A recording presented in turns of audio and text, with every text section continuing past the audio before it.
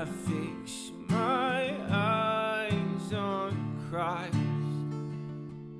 I fix my eyes. Hey, how's it going, everyone? My name's Colton. I like to talk about Bibles, books, and theology-related things.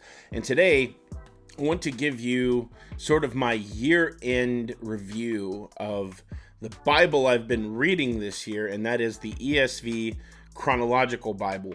You know, I do a lot of Bible reviews, and those reviews are not really reviews in the traditional sense. When I get a Bible, I don't read it exclusively most of the time for a long period of time. I look at it, I go over it, I read it a little bit, and I show you the features, but I don't really give a long-term review of a lot of the Bibles on here because it just would be impossible to do that with that many Bibles.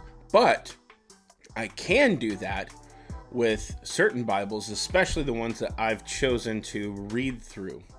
I've already done a video presentation review of this Bible, but I am coming to a close with my reading through it this year. I've only got a few readings left. I've taken my time for the most part reading this. I'm going to finish a little bit ahead of time, but yeah, so I'm just going to give you my thoughts on what it's been like living with this Bible as my daily reader. So what I'm actually going to do with this review format is give you three pros and three cons that I've kind of come up with as I've spent a lot of time with this particular Bible. Pro number one, great text block. I love the text block in this Bible. It is a single column text block. It has great size font, generous margins, generous space between the lines, almost as if the Heritage Bible were a little bit bigger or something, the ESV Heritage, but not quite. Really great text block, easy on the eyes, easy to read, perfect for just a daily devotional reading Bible. Next, pro, the historical unfolding. Getting to read the Bible in a way that really lays out the chronology, the historical unfolding of events is a useful thing. It's really helpful. I've done a chronological plan before, but I've never done a chronological Bible that's just set up that way. So, with the readings being in chronological order, it's just really nice. It's great to see how history sort of unfolds there in the text. I really enjoy that. I think it's a benefit. Next, in the last pro, is that this Bible, it's a True Tone edition, has been very durable. I mean, I've thrown it around every single day. It's not that I've carried it with me in a lot of places or anything like that, but I've used it every single day this year, and it's held up great. You can hardly tell it's been used, actually. So I think it's a great testament to Crossway's quality. So great job, Crossway, on your quality of your Bibles. So those are the three pros. Now let's get into the cons. The first con, I would say, is that it is unusable outside of daily devotional reading. Okay, because of the format, because of the text block, actually, because of the way it's laid out chronologically, you can't really use it in any other setting. So if you were to take this Bible to church and your pastor were to say, all right, turn to 2 Chronicles chapter 3, you wouldn't be able to find that in the traditional sense. It would be really pretty difficult. To me, that's one strike against it, as it's really a one function sort of Bible for daily devotional reading. You can't really use it to teach from. You can't really use it to take to church and follow along with the references. So that's a con. Next con, and this is going to sound funny because it's also a pro, is the repetitive readings, okay? So here's what I mean by that. It's a pro to me that it's laid out chronologically over a chronological timeline. That's incredible. I love that.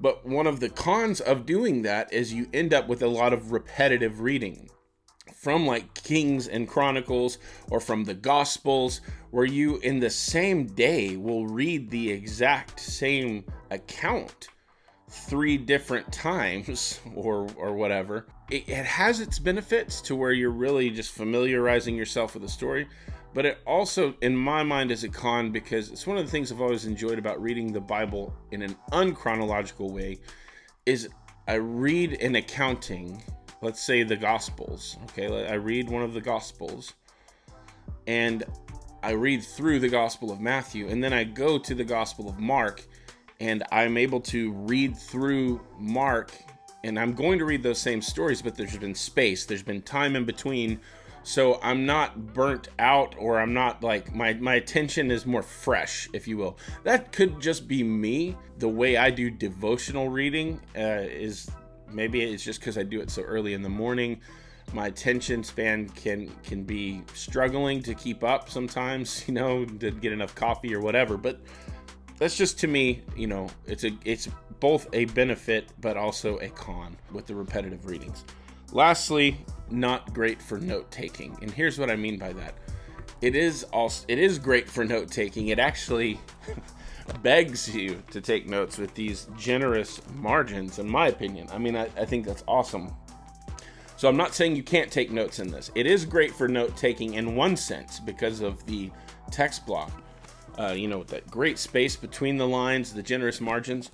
But here's why it's not great is if you want to reference back to your notes,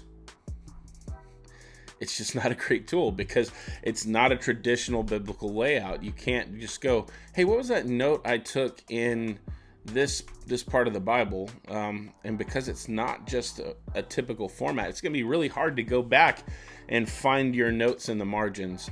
So if you love taking notes, this Bible, you can do it. And that's part of what makes this a con is it looks like so inviting for note taking, but practically it doesn't work very well. So in conclusion, do I think this is a good Bible? Yes. I've enjoyed my time with it this year. I think it's been a great experience. But here's the kicker. Would I read through it again, or would I do it again? Probably not. To me, just the cons seem to outweigh the pros for me personally. Now, that's not me dogging on it. I think it's a great Bible. It's just, for me personally, that there's just too many things that would keep me from wanting to pick it back up. So, do I recommend it? Both yes and no. I think it's great to read through a Bible like this once. But if you're anything like me, once will be enough and you'll want to go back and pick up something with a more traditional text layout.